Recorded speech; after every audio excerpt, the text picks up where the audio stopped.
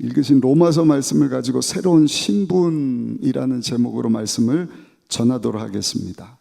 대부분의 사람은 몸에 이상이 있으면 병원에 가야 돼요. 그리고 의사를 만나고 진단을 받아야 됩니다. 아무리 가기 싫어도 병원에 가야 내 몸 상태가 어떤지, 무슨 문제가 있는지, 어디가 고장이 났는지, 그게 눈인지 위장인지 귀인지 허리인지, 중요한 것은요, 내가 싫어도 의사 앞에 서야 되는 것입니다. 여자분들 남자 의사 만나기 싫어할 때가 있어요. 그러나 여러분, 그 건강이 너무나 소중하기 때문에 생명을 연장하기 위해서는요, 부끄러워해서는 안 돼요. 의사 앞에 서서 진단을 받아야 되는 것입니다. 의사 만나는 거 싫어하는 분들이 계시죠. 평생에 병원을 한 번도 가본 적이 없다 이렇게 말하는 분들이 있는데, 여러분, 이것을 다른 말로 바꿔서 얘기를 하면 나는 하나님 찾아가는 거 싫습니다 하는 것과 똑같다고 말씀드릴 수 있습니다. 하나님 앞에 나가서 내가 어떤 사람인가 진단을 받아야 되는데 나는 하나님 앞에 내가 진단받는 거 싫습니다, 그렇게 말하는 사람이 있어요. 성경에 보니까 예수님은 빛으로 세상에 왔으나 사람들은 빛보다는 어둠을 더 사랑해서 빛 앞으로 나오지를 않는다. 빛 앞으로 나와야 어둠이 떠나갈 텐데 빛 대신 예수님께로 나오기를 싫어한다 말씀을 합니다. 내가 완전 무결하고 아프지 않으면, 흠잡을 데 없으면 병원에 가서 의사 만날 이유가 없죠. 진단받을 이유가 없죠. 그러나 여러분, 병원 가기 싫어하는 이유가 뭔가, 가서 혹시라도 여기가 문제입니다, 뭐 이런 처방을 받고 이렇게 치료받아야 됩니다, 내가 알지 못하고 있던 이상 증상을 찾게 되고 내가 생각하지도 못한 병에 걸렸을까 봐 불안해서 병원 가기를 싫어하는 것입니다. 똑같습니다. 왜 하나님 찾아가기를 싫어하는가? 내가 하나님 앞에 완전 무결하면 하나님 앞에 나가는 거 어렵지 않습니다. 그러나 하나님 앞에 나가기를 싫어하는 이유, 내가 하나님 앞에 진단받기 싫어하는 이유는 뭔가? 자신이 없기 때문에. 우리 모두에게는요, 하나님을 근본적으로 만나고 싶어 하지 않는 마음들이 있습니다. 그러나 살기 위해서는 의사를 찾아가서 진단받듯이 하나님을 찾아가야 살 수 있게 된다는 것입니다. 중요한 것은 우리를 진단해 주실 수 있는 분은 오직 한 분 하나님이시라는 거예요. 왜냐하면 사람은 사람을 진단해 줄 수가 없어요. 사람의 마음, 한길 마음을 모른다고 얘기를 하지 않습니까? 부부가, 저도 이제 결혼한 지 벌써 26년이 됐는데 10년이 됐다, 20년이 됐다, 30년, 아니 50년을 함께 살았다 해도 남편이 아내 마음을 다 몰라요. 아내가 남편 마음을 다 모릅니다. 그러니 아내 남편도 상대방을 진단 못 해주는데 어떻게 사람이 다른 사람을 진단 내려줄 수가 있겠어요? 오직 우리가 누군지, 어디서부터 와서 왜 살고 어디로 가는지를 진단해 주실 수 있는 분은 저와 여러분들을 만드신 하나님 한 분이신 줄 믿습니다. 창세기 1장 26절에 보니까 이렇게 말씀을 합니다. 하나님이 이르시되 우리의 형상을 따라 우리의 모양대로 우리가 사람을 만들고 그들로 바다의 물고기와 하늘의 새와 가축과 온 땅과 땅에 기는 모든 것을 다스리게 하자 하시고. 그렇습니다. 하나님께서 우리를 만드셨을 뿐만 아니라 우리를 너무나 잘 알고 계셔요. 우리를 만드시고 우리를 너무나 잘 아시는 하나님 앞으로 나갈 때 하나님께서 저 여러분들을 진단해 주시는 것입니다. 너는 누구냐? 어디서부터 왔냐? 왜 창조되었냐? 왜 이 땅에 살고 있냐? 그리고 어디로 갈 것인가에 대한 것을 분명하게 말씀해 주시는 것입니다. 근데 성경에 보면 하나님께서 우리를 진단 내려주시기를 우리는 다 죄인이다 이렇게 말씀을 하는데, 시편에 보니까 우리가 다 죄악 가운데 출생했다 말씀을 합니다. 시편 51편 5절입니다. 내가 죄악 중에서 출생하였으며 어머니가 죄 중에서 나를 잉태하였나이다. 다윗이라고 하는 왕의 고백인데 내가 죄 가운데 태어났다는 것입니다. 우리 어머니도 죄 가운데 나를 낳으셨다 고백을 합니다. 그러니까 내가 죄를 지어서 죄인인 것이 아니라 이미 태어날 때부터, 아니 나를 낳으신 우리 어머님이, 우리 아버지가 죄인이기 때문에 이미 나는 죄인으로 이 세상 가운데 출생하게 된다는 것이죠. 이런 말을 들으면 사람들이 반발을 합니다. 아니 무슨 그런 하나님이 다 있냐. 하나님 사랑의 하나님이시라며. 하나님 진단 내릴 때도 그냥 좋은 말만 해줘야지. 복 주겠다, 잘 살게 해주겠다, 그런 말을 해줘야지. 뭘 진단 내는데 너 죄인이다, 회개해야 된다. 여러분, 근데 성경에 보면 그게 하나님의 진단인 거예요. 하나님은요 우리에게 진단 내려주시기를 너는 어쩔 수 없는 죄인이다. 아멘을 한 번만 하시는데, 병원 가고 좋은 얘기 들으면 얼마나 좋겠어요. 몸도 안 아픈 것 같은데 의사가 아니요, 암입니다, 중병입니다, 치료받으셔야겠네요, 당장 수술 날짜 잡으셔야겠네요. 받아들이기 힘들어도 수긍해야 되는 것처럼 하나님께서 우리를 진단 내려주시기를 당신은 죄인입니다. 아니 태어날 때부터 죄인이고 당신을 낳아주신 어머니 조상 대대로 어쩔 수 없는 죄인인 것을 성경에 말씀을 해주는 것입니다. 우리가 왜 죄인인지 한번 생각해 보자고요. 우리 마음 가운데 죄가 얼마나 많은지 모르겠어요. 하루에도 우리가 많은 생각들, 뭐 5만 가지 생각을 한다 그러는데 그 생각나는 것을 종이 한번 다 기록해 보세요. 5만 가지 아니라 한 500가지만 기록을 해봐도 그 생각 가운데는 온갖 악한 생각만 떠오르는 것입니다. 안 좋은 생각들, 시기하고 질투하고 미워하고 다투고 거짓과 교만과 악한 것으로 가득한 것을 봐요. 그래서 손해를 조금만 봐도 막 지지 않으려고 그래요. 막 미움이 생기는 것입니다. 불쾌한 것입니다. 불평을 합니다. 낳아주시고 길러주신 부모에 대해서도 막 화가 나요. 아니 평생 행복하게 하나님께서 한 몸을 이루게 하신 부부인데 그냥 내 마음 몰라준다고 그 배우자를 막 미워하고, 배우자만 미워합니까? 사랑해서 하나님께서 주신 자녀인데 그 자녀들에게 막 막말을 하고 욕을 하면서 사는 것이 우리의 모습이지 않습니까?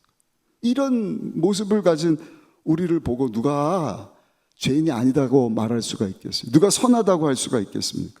그래서 성경은 우리를 진단 내리기를 로마서 3장 23절에 보니까 모든 사람이 죄를 범하였음에 하나님의 영광에 이르지 못하더니라고 말씀을 합니다. 그렇습니다. 우리 인간은 기본적으로 악한 것입니다.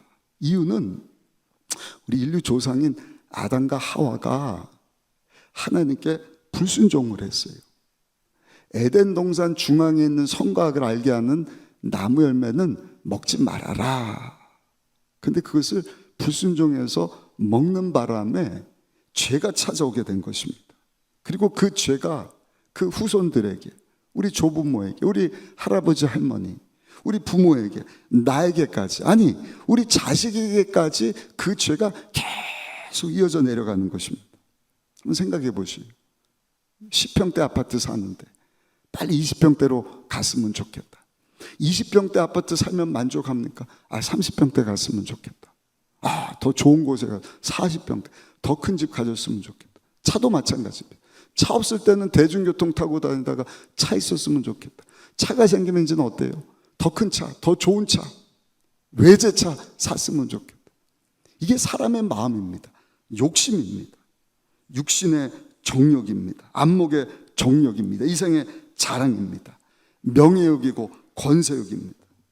잘 살게 되었다고는 하는데, 과학과 의술이 뭐 발달되고 더 좋아졌다고 하는데 우리 사람은요 나아진 것이 하나도 없어요. 아니 더 악해져 가고 있는 것을 봅니다. 그래서 하나님이 우리를 진단 내려주시는 거예요. 너는 죄인이다. 어쩔 수 없는 죄인이다. 죄악 가운데 태어난 죄인이다. 오늘 읽으신 로마서 1장 21절 말씀도 한번 읽어보시면 뭐라고 말씀을 하죠? 같이 한번 읽어보실까요? 하나님을 알되 하나님을 영화롭게도 아니하며 감사하지도 아니하고 오히려 그 생각이 허망하여지며 미련한 마음이 어두워졌나니. 우리를 잘 아시는 하나님, 우리를 만드신 하나님이 진단 내려주시는 거예요. 하나님을 알면서도 영화롭게 하지 아니하고 기쁘게도 하지 아니하고 감사하지도 않는다. 하나님을 안다고 하면서 하나님을 하나님 대접에 드리지 못하는 것이 우리의 모습인 것입니다. 왜냐? 우리가 다 죄인이기 때문에. 마음이 허망하여 어두워졌기 때문이다. 그것에 대해서 읽으신 본문 28절에는 보니까 또한 그들이 마음에 하나님 두기를 싫어하며 하나님께서 그들을 그 상실한 마음대로 내버려 두사 합당하지 못한 일을 하게 하셨다. 이스라엘 백성들 하나님께서 애굽에서 나오게 하셨건만 은혜 베풀어 주셔서 그 주인들이 금부치 이런 거 다 주게 해 주셨건만 그거 가지고 저들이 한 일이 뭔가? 하나님을 선택하고 하나님을 사랑하는 것이 아니라 그거 가지고 금송아지를 만들고 거기에 절하고 하나님 만드신 피조물을 잘 다스려야 되는데 그것을 하나님이라고 착각하면서 하나님 만드신 바위에 온갖 우상에 절을 하면서 살지 않습니까? 그것을 섬기지 않습니까? 하나님 그거 보시고 그래? 내가 한번 마음대로 해봐라. 29절에 보니까 그 결과가 뭔가? 우리 29절 한번 읽어보겠습니다. 29절입니다. 곧 모든 불의, 추악, 탐욕, 악의가 가득한 자요, 시기, 살인, 분쟁, 시기, 악독이 가득한 자요, 수군수군하는 자요, 30절에 보면 비방하는 자요, 하나님께서 미워하신 자요, 능욕하는 자요, 교만한 자요, 자랑한 자요, 악을 도모하는 자요, 부모를 거역하는 자요, 음해한 자요, 배악한 자요, 무정한 자요, 무자비한 자라. 대략 한 21가지. 여러분 21가지 뿐이겠습니까? 대표적인 것만 뽑아 놓은 것이지. 하나님 앞에 나는 죄인이 아닙니다, 나는 선합니다, 의롭습니다 하고 나아가지만 거룩하신 하나님 앞에 서게 되면 다 죄 있는 것이 드러나게 되는 것입니다. 부끄러움을 당하게 되는 것입니다. 아무리 좋은 화장품을 가져다 주고 불을 싹 끄고 화장을 한번 해보십시오. 늘 화장을 한다고 하지만 새까매갖고 뭐 눈썹 그리고 분 바르고 입술 바르고 그리고 불 켜고 거울 보라 그러면 아마 우스꽝스러운 모습이지 않겠습니까? 부끄러운 모습이지 않겠습니까? 그러니 하나님 앞에 누가 감히 내가 의롭다 선하다라고 말할 수가 있겠어요? 더 나아가서 우리는 그 악한 것을 악한 줄 알면서 32절에 보니까 오히려 다른 사람들로 하여금 그 죄를 짓게 하고 그 죄 짓는 것을 옳다라고 말해주는 것이 우리의 모습이라는 것이죠. 우리 32절도 한번 읽어보실까요? 32절입니다. 그들이 이 같은 일을 행하는 자는 사형에 해당한다고 하나님께서 정하심을 알고도 자기들만 행할 뿐 아니라 또한 그런 일을 행하는 자들을 옳다 하느니라. 자기도 죄 짓고 의롭지 못한 모습으로 사는 자들까지도 그건 죄가 아니다 라고 말하면서 산다는 것이죠. 두 번째입니다. 하나님이 우리를 진단 내려주시기를 어쩔 수 없는 죄인이다. 그럼 그 죄의 결과는 뭔가? 성경에는 사망이다 말씀을 합니다. 로마서 6장 23절에 보니까 죄의 싹슨, 죄의 값은, 죄의 결과는 결국에는 사망이다. 히브리서 9장 27절에는 이렇게 말씀을 합니다. 한 번 죽는 것은 사람에게 정해진 것이요 그 후에는 심판이 있으리니. 우리 같이 한번 읽어보실까요? 한 번 죽는 것은 사람에게 정해진 것이요 그 후에는 심판이 있으리니. 그렇습니다. 한 번 죽는 것은 정해진 것입니다. 이 세상에 태어난 사람은 안 죽는 사람이 없어요. 장수해 보겠노라고 이것저것 먹고 몸 관리하고 건강 관리하지만 100살, 120살 넘어서 사는 사람이 없어요. 다 죽습니다. 하나님 그렇게 우리를 만드셨습니다. 그런데 또 한 가지, 이 땅에 사는 동안에 하나님이 진단 내려주신 너는 어쩔 수 없는 죄인이다, 전혀 의롭지 않다.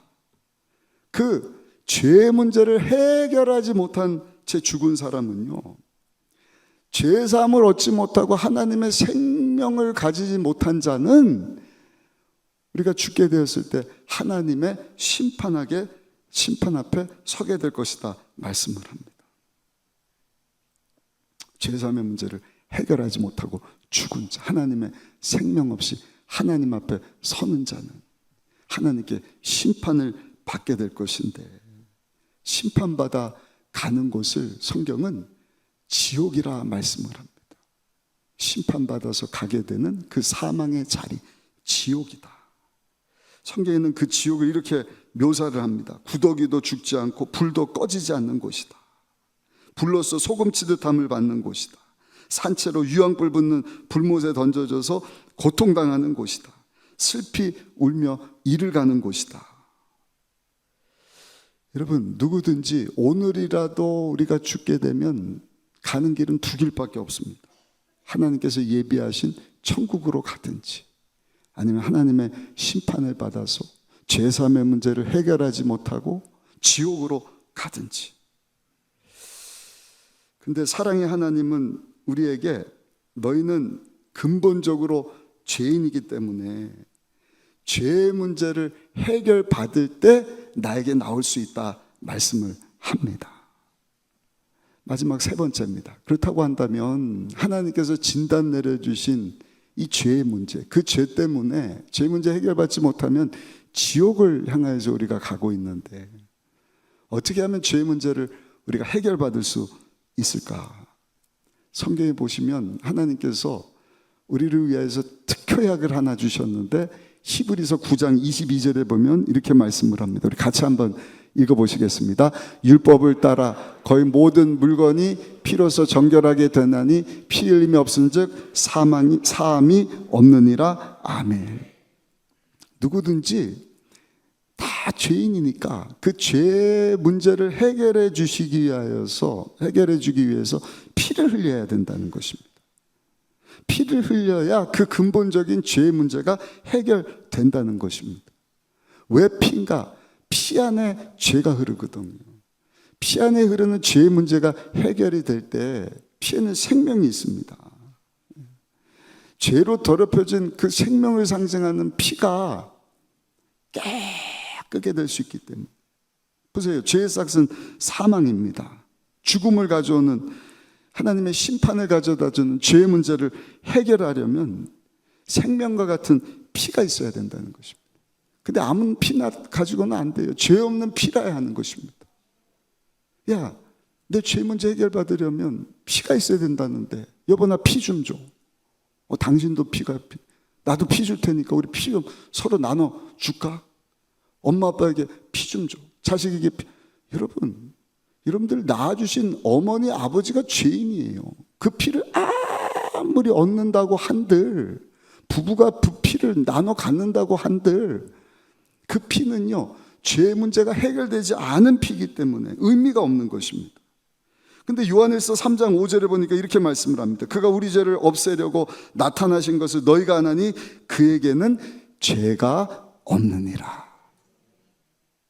예수님에게는 죄가 없으시다. 성령으로 잉태되신 분이시기 때문에 죄의 시험을 받으셨지만 한 번도 죄를 짓지 않으신 예수님은 죄가 없으시다 말씀을 합니다. 감사한 것은 로마서 5장 8절 9절에 보면 이렇게 말씀을 합니다. 우리 이 말씀은 같이 한번 읽어보시겠습니다. 우리가 아직 죄인 되었을 때 그리스도께서 우리를 위하여 죽으심으로 하나님께서 우리에 대한 자기의 사랑을 확증하셨느니라. 그러면 이제 우리가 그의 피로 말미암아 의롭다 하심을 받았으니 더 그로 말미암아 진노하심에서 구원을 받을 것이니. 할렐루야. 여러분, 어떤 신도 우리를 책임지지 않아요. 아니, 우리를 만들었다고 하는데 나 몰라라 합니다. 그래서 다른 종교는요 자력으로 힘쓰고 애쓰고 심지어는 순교를 해야 구원을 받을 수 있다 이렇게 얘기를 합니다. 그런데 아무리 힘쓰고 애쓴다고 한들 구원의 확신이 서지를 않는 거예요.